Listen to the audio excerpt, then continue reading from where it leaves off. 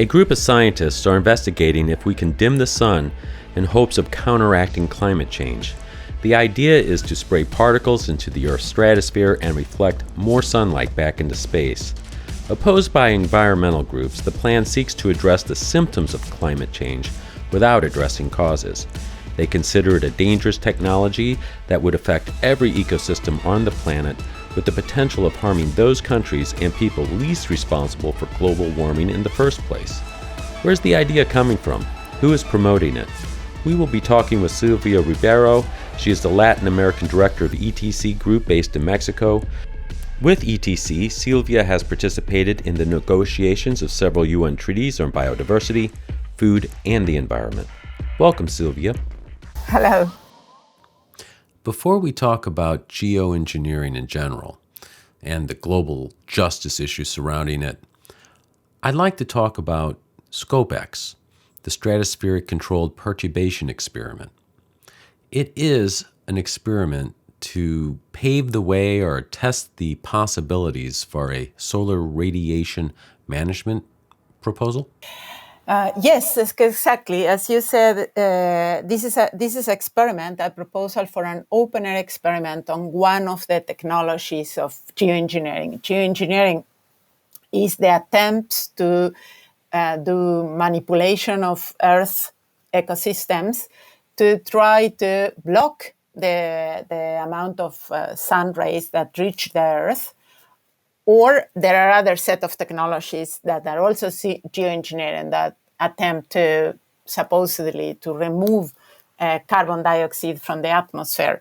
So they are both of these are ways of, as I said, manipulating the climate instead of going to the causes of the climate, instead of going to what is causing the problem.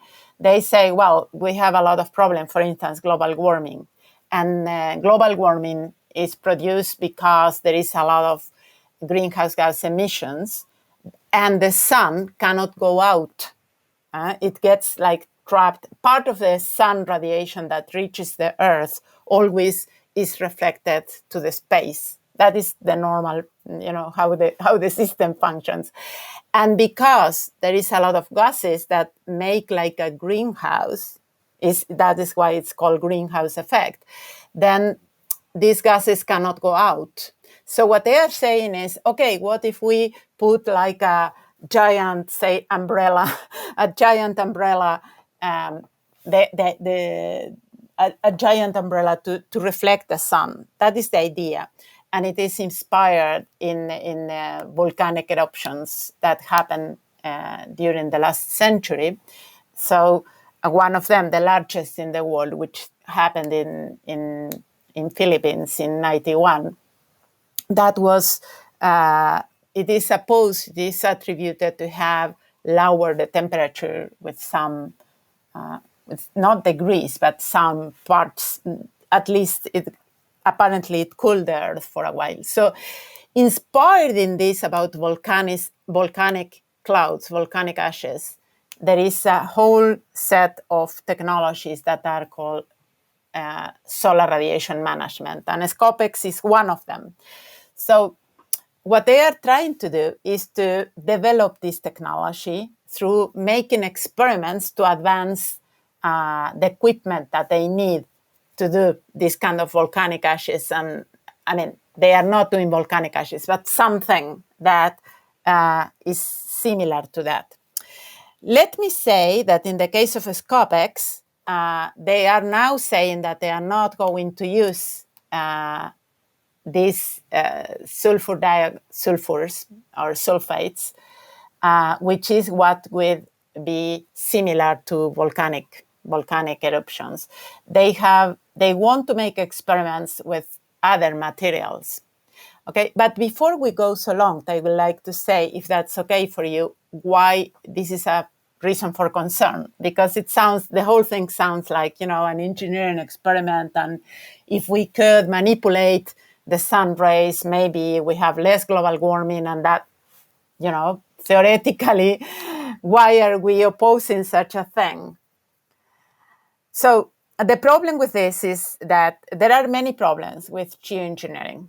But the main problem is that all the proposals, including Scopex and other technologies, they are not going to the root causes of climate change. So the climate change will continue. So it's kind of masking the effects, or attempt to mask the effects, because they don't know if they can do it. But they are attempting to mask the effect of climate change. In this case, trying to reflect back part of the sun radiation. If they could achieve to do this in the amount of time and in the area that is required to really have an influence on climate change, this will disrupt the climate at global level very rapidly. Like, for instance, it will cause a disruption on the monsoons in Asia. It will create disruptions of, rain and wind patterns, particularly in Asia and Africa, in the whole world, but particularly in Asia and Africa. And this will endanger the sources for food and water for over 2 billion people. If they could do this kind of experiments, blocking the part of the radiation of the Earth. So this is one of the problems. There are many others. And others are, for instance, that they will worsen the ozone layer, the hole in the ozone layer, which is also a very big problem. And if they could be used, for instance, sulfates, they would also worsen ocean acidification, which is also a really big environmental and socioeconomic problem today. Or at the very least, they could do nothing to stop it. So one first thing is not only the impacts it will have, it is also about that it will provide an excuse to say we can continue with the things that cause climate change because we will have a technology that will take care of the symptoms. But climate change will continue. Well, at the time we're recording this, a group of Harvard scientists are seeking help from the Swedish Space Agency to perform the experiment this June 2021. Various environmental groups and other organizations have petitioned the Swedish Space Agency not to assist because they believe it is a dangerous and unmanageable technology. I believe Greenpeace Sweden and Friends of the Earth Sweden and a variety of other organizations, including the ETC, have been very vocal about this. Well, we totally agree with that. In fact, we also signed the same letter that it was initiated by Swedish organizations, like you mentioned, Greenpeace and Friends of the Earth. It's also the Swedish Society for Nature Conservation. That is the largest environmental organization in Sweden. And they went together to ask both the government and the Swedish Space Agency to not go on with this experiment. For people may wonder, like you are doing, why do we oppose experiment? We don't see this experiment, and that is what the Swedish organizations are saying. We don't see this. You cannot separate the experiment from the whole project of developing this technology, the geoengineering, because what happened is that solar radiation management, this geoengineering solar radiation management in this case, it will have so many environmental and social and even geopolitical impacts that you cannot start doing the experiment without knowing where the experiment is leading to. It's like, let me put this example. This was put by Nicholas Hallström in Sweden when he was asked about this. And he said, well, it's like if we had a bomb, and then what they are doing in Sweden is just trying the trigger. And you say, well, the trigger in itself is nothing. Like, it's this small thing, and we are only flying a balloon. And, the balloon is not even going to be released or anything. So there is no problem. And the point that they are making that we absolutely endorse is that in this case of such, risky technologies that are furthermore not really needed, you don't need to risk to have this technology developed. And this is also the way they have developed all the most horrible things, from the atomic bomb to nuclear weapons. And so they have never been deployed, the whole mechanism. And they say, now we are going to do, approve for an atom bomb.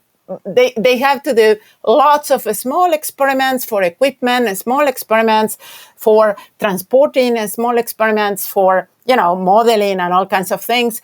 But these small technical, so-called quotations mark, technical experiments are in reality an essential part for the development of this technology.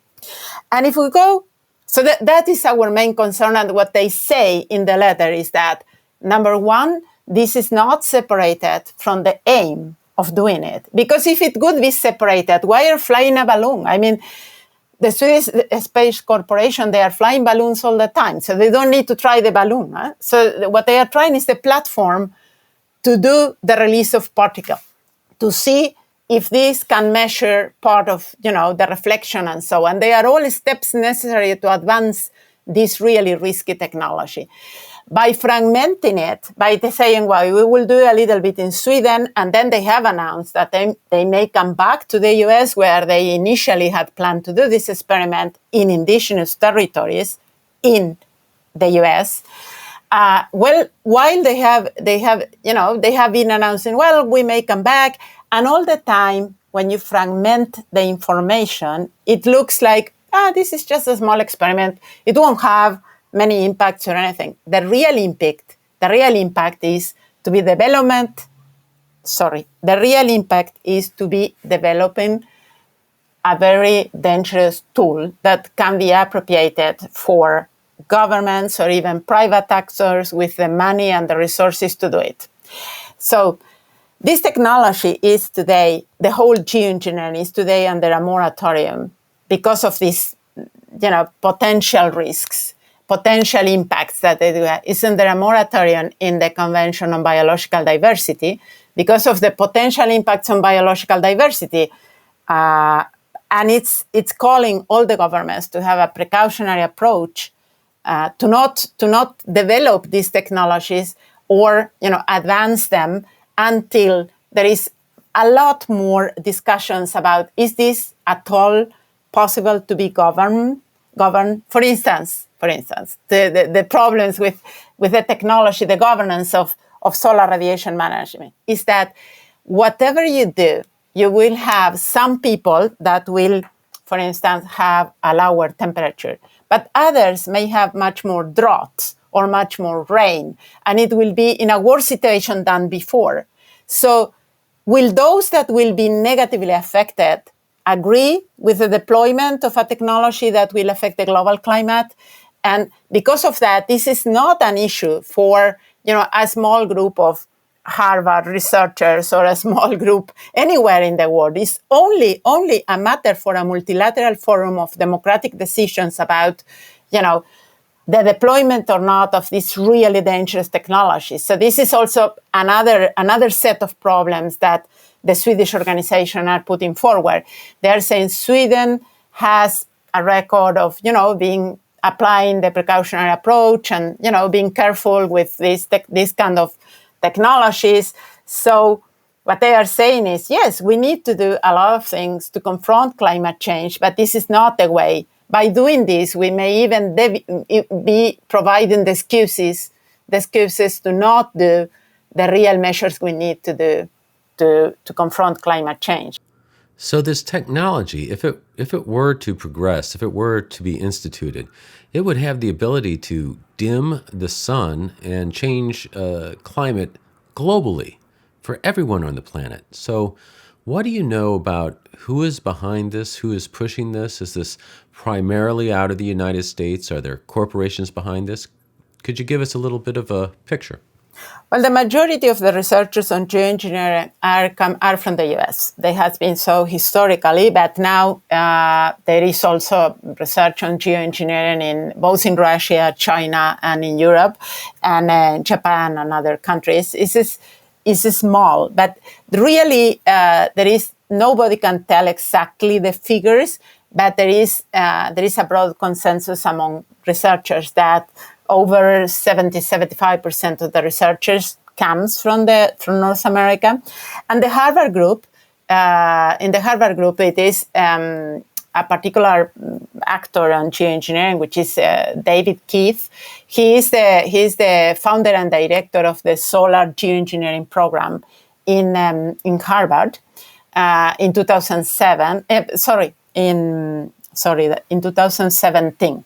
But he was working on this much before that in Harvard and in Calgary before that. And he's one of the main promoters of geoengineering as a way of confronting climate change in reality, of all these technologies. So the Harvard group is probably the most, the core of the promotion of solar geoengineering in the world. But David Keith is not only promoting solar geoengineering, he also has a commercial enterprise, which is called Carbon Engineering, which is based in British Columbia.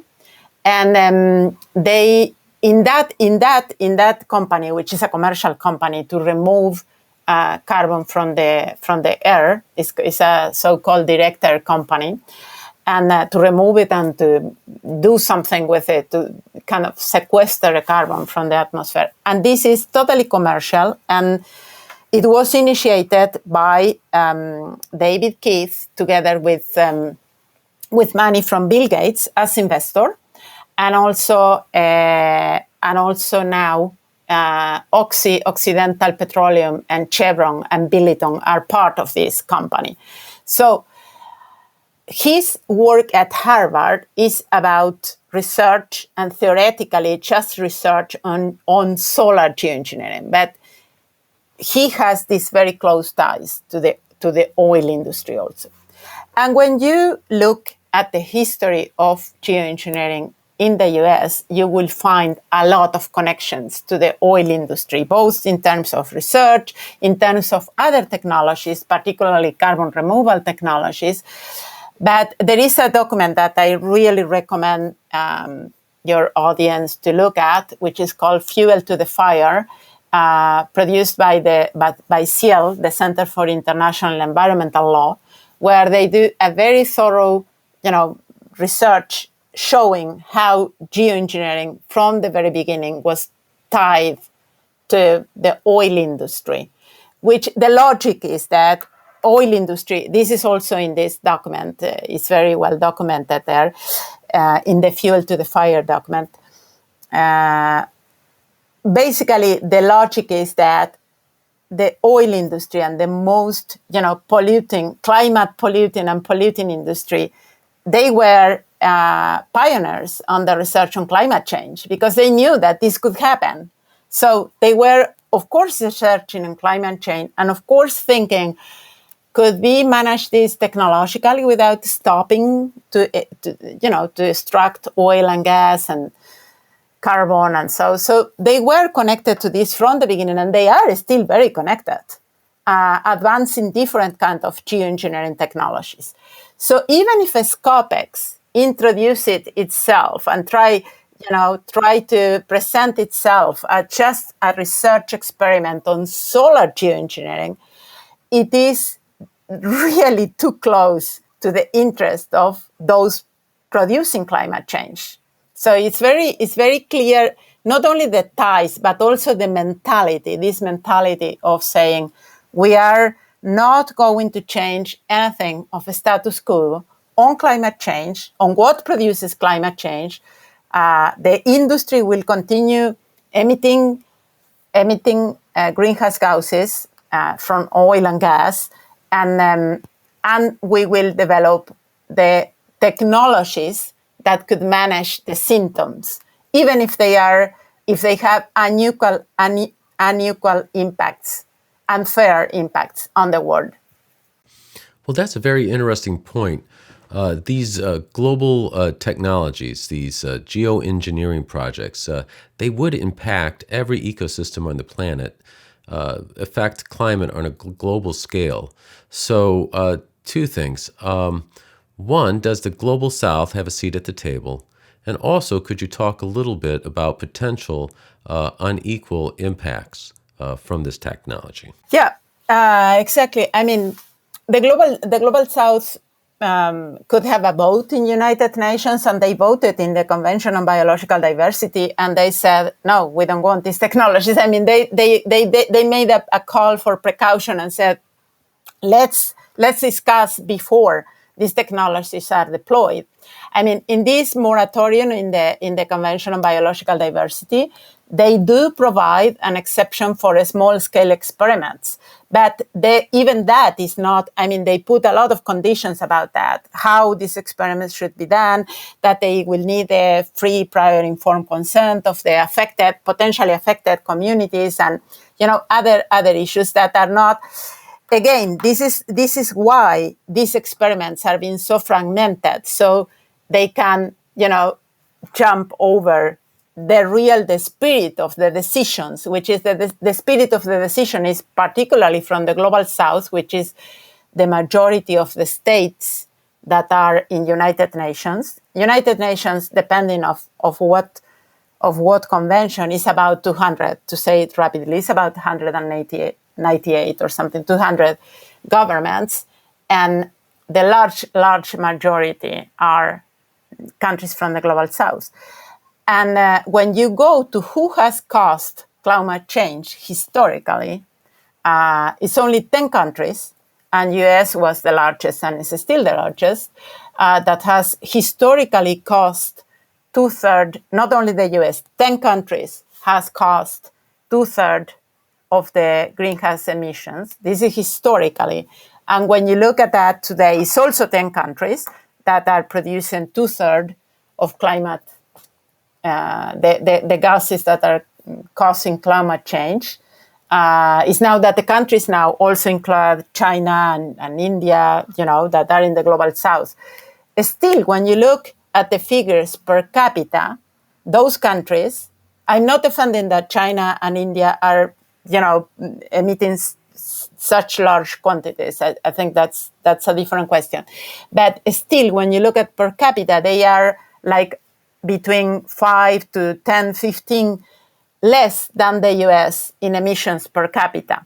So when we speak about climate change, really we're speaking about a giant climate injustice. It's part of, the general environmental injustice. Who is producing the problems? Who are suffering from the problems? So geoengineering is perfect for those that are, large greenhouse gas emitter, because they say, well, they don't need to question anything and they can continue emitting. There is a very well-known researcher, Kevin Anderson, in the Tyndall Centre in the UK, the Tyndall Centre for Climate Research in the UK, and he made this calculation that if the 10% richest in population of the world will have a standard of living that is average in Europe. I mean, the standard living of Europe, most of the people in the world don't have. So if the 10% richest will have a standard of living like an average European, immediately greenhouse gas emissions will go down 30% each year. So 30% this year, 30% next year. And this is basically what we need to, go back to the balance of gas emissions. We will need much more than that. But this is just to show that what happened with geoengineering and all these proposals is that they are technological ways of avoiding to change the unjust economic system, but also the unjust environmental reality. You mentioned the Council on Biological Diversity. I believe there's over 190 countries that are a party to it, and if I remember correctly, the United States is not one of them. Could you talk about the Council and possibly the precautionary principle that the Council adopted? Yeah, the United States is not a party, and yes, it is 196 countries that are party of that convention. And the United Nations, the United States didn't want to signed on to the Convention on Biological Diversity. By the time when this is one of the conventions that were decided in the Rio Convention on Environment and Development, and by the time by '93 the U.S. government said that signing a convention to protect biological diversity would threaten the American way of life. They said that is literal. So they haven't signed it, yeah. But what is the precautionary principle that was adopted? And of course, it doesn't sound like the U.S. Really has bought into that either. Yeah, well, the precautionary principle that also comes from the Rio Convention that is expressed in the Convention on Biological Diversity, basically, the short version is that, if you don't know the impacts that it will have, you should, abstain from development. There are different interpretations of this, but this is the spirit. The spirit is that we don't need to risk more than we already have if we don't know what could be the impacts. That's part of it. The Convention on Biological Diversity, they also call for a science-based. This is more or less the language that they use. Is a science-based multilateral global mechanism for governance of geoengineering before any experiments, large-scale experiments or techniques of geoengineering are deployed. They call countries to not do that. Well, it's clear that techno-fixes on this global scale, the geoengineering, if that were to occur, would affect every ecosystem. Is there a multilateral component to this, or is this really something that's being driven by a few countries, a few investors? Well, the process for Scopet is absolutely not multilateral, because this is about U.S. researchers that have even set up what they call it an independent, but I put quotation marks at independent, advisory committee, which is fully composed of US-based researchers and scientists primarily. And that means that, they are asking other researchers in the US, what do you think? Do you think it's fair that we do these experiments that people in the US are deciding? And the whole thing is, wrong from that point of view. It's like, even inside the US is wrong, because, for instance, Scopex, before going to Sweden, now they are proposing to do experiments in Kiruna in Sweden, which is an indigenous territory. But even in the US, they were thinking about indigenous territories. They were thinking about, Arizona, New Mexico. That has been the areas where they have been speaking about that.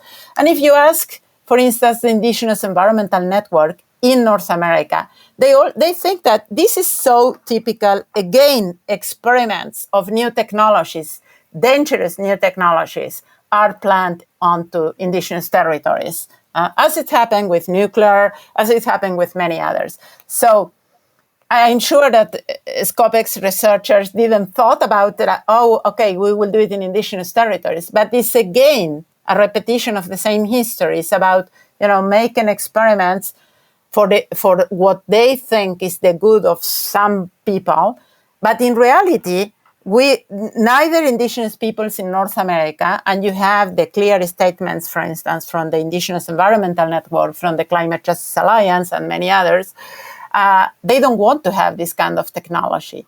And we in Latin America don't want to have this kind of technology. I am speaking from the organizations, but also the organizations in Sweden doesn't want to have it there, because the bottom line for all of us is that we want real solutions to climate change, and they have to start with questioning the climate and justice. Who and where and how is climate change being produced, and how we can come with alternatives that are based on the well-being and the knowledge and the experience of the majority of the people of the world, on communities, on indigenous, small farmers communities, on local communities. We all have a myriad of proposals, and we know they will function. And that is just jumping from what do we want. It's also, we, for instance, at ETC Group, we have done extensive research on some of these alternatives, and we know that there are alternatives that we don't need to go to these, really dangerous technologies. So what would some alternatives be? Yeah, for instance, I was speaking before about who is causing climate change, but there is also what activities are causing climate change. And we in ETC Group, we have a research that we have done. We started with the research in 2007, and we have been done several, updatings, which is called Who Will Feed Us, and that looks at the industrial food system versus what we call the peasant web. And the peasant web is not only farmers and small farmers and peasants, but also pastoralists, fishermen, and urban agriculture, and what local communities are doing to produce food and for different food systems at local level. And when you compare that, you come to the conclusion that 70% of the world population is fed by this peasant web, 70%, with less than 25% of the resources, that is land, water, and even fuel. And that means that industrial agriculture is using 75 to 80% of the fuel, of the land, agricultural land, and the water to only produce the equivalent of the food for 30% of the population. And they produce much, much more than for the 30%. And I'm not speaking about the quality of the food, which is bad, but they produce so much because the amount of waste is huge, and the amount of waste in not only in agriculture is huge. It's about 50% of what is produced is wasted, but also in packaging, in fridging, in transports, in all these kind of things. So, for instance, there is another organization, GRAIN, that we quote in this research project that is called Who Will Feed Us, that has calculated, they have estimated that around 45 to 55% of greenhouse gases are caused by the industrial food chain. So if we, for instance, could question really this way of producing lots of food with lots of fuel and wasting most of it, because that is the reality, that then we will have, localized, much better food produced by many more people. It will be giving, sources of income to many more people and, better food. And that is about half of the greenhouse gas emissions. I'm only mentioning this one because this is the one we have worked most on. But there are a lot of other alternatives, that part of them are based on the use of some kind of renewable energy, not all of them, because some renewable energy are not renewable in reality, like large-scale monoculture plantations or so-called bioenergy, that those are not really renewable. But there are a lot of other ways of energy, and also increasing public transportation, for instance, which is a big problem. One really striking figure for me is that only 7% of the world population uses aviation. And aviation is one of the main causes of, it's not main, it's not the main, but it's a really significant, contribution to climate change. So there are so many things that could benefit, not a small part of the world population, but really the 99%, the famous 99% will be benefited by, doing changes that will not only confront climate change, but also give us a better life, better quality of life, and a diversity of life, by using our different systems of knowledge and our cultures. And so there are so many co-benefits, as they call it in United Nations. There are so many co-benefits with this kind of mentality. While the techno-fixes, that geoengineering is one of the main exposes of, technological techno-fixes has so many impacts and is totally uncertain that it will even function. You mentioned the peasant food web, the people that provide food for about 70% of the world's population. Are there concerns that they may be adversely affected, that some of these changes that may be seen as deleterious could have a disproportionate impact upon them? Yeah, absolutely. Because this is also, it's also in the uncertainty area. But one of the things that would happen is that when you change the weather patterns, either because of droughts or because of rain, that will immediately affect, particularly those who we call ecosystem people. The ecosystem people is a way of calling, but we say that in Spanish. It's like the people that are really in connection with the ecosystem for their lives, and this is, for instance, a small farming, but even urban agriculture and many others, which are dependent on, knowing how the climate, how to expect how the climate functions and how it affects the ecosystem around. So of course, changing the weather changing the weather patterns will affect food producing producers, the majority of food producers, for sure. Climate change is also affecting them already, but the issue is that this can worsen this effect.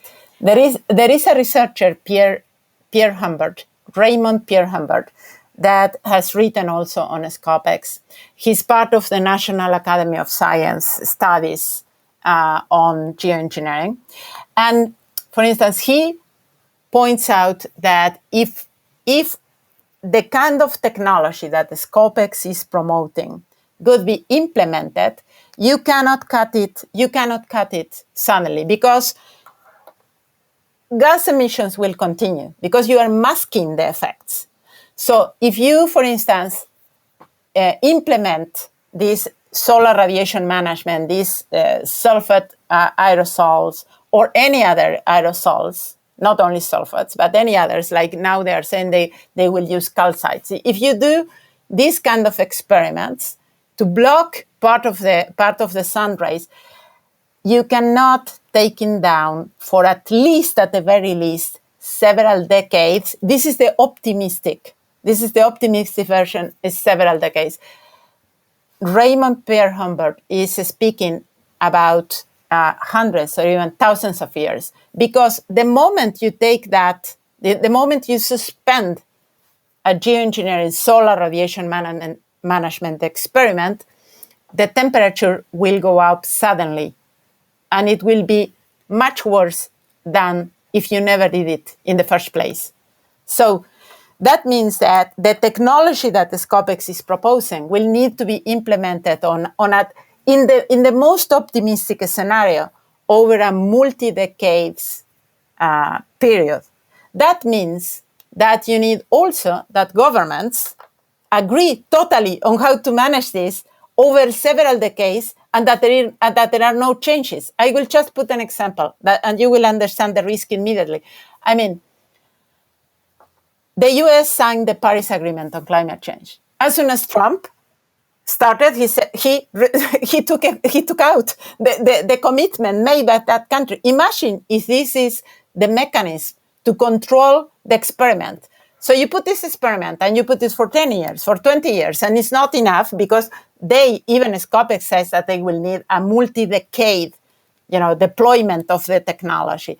A multi-decade, others says a multi-century, but you have it for a multi-decade, and then the next government says, oh, this is not the kind of investment we want to do, and we will stop it. And then it will be worse than if you ever started. So this is also this is more like the kind of geopolitical risk. But what I'm saying now, it was, for instance, done in a study that was published in 2019, a scientific study led by a researcher called Trizos and Alan Robock, which is a well-known meteorologist. And what they saw is that they could see that if solar radiation management were applied and stopped, then the temperature will rise suddenly, and it will have a really very negative impact on biodiversity. That was the study was on biodiversity. And this is because the animals, the animals that have moved because of climate change, they are looking for, more humidity or for water animals and vegetation and everything. I mean, and even for people, we are trying to, quotation mark, adapt to climate change, to the changes of climate change. So when you stop that and the temperature rises suddenly, then we are in a worse place than in the first place without the technology.